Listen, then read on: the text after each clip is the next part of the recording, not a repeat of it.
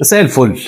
شفنا الاهلي يوم الجمعه اللي فاتت في مستهل مشواره للحفاظ على لقب الدوري بدأ بتعادل، واحنا اللي تعادلنا، يعني كنا خسرانين وتعادلنا. ريبيرو ولا ريفيرو مصيره ايه مع الاهلي؟ هل هيكمل مع الفرقه وهيظبط النتائج وهيظبط التشكيله وهيلعب كوره زي ما احنا بنتمنى نشوف من الاهلي دايما، ولا هيبقى خليفه لسوارش اللي قعد شهرين ومشي؟ كومنتاتكو اشوف فيها ارائكم واشوف ايه الفكر العام اللي داير عشان نعرف نتناقش في اللي جاي.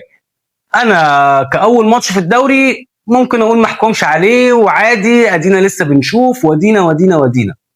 احنا لسه راجعين من كاس عالم، لسه لاعبين ماتشات وديه في تونس، كانت ماتشات قويه مش ضعيفه.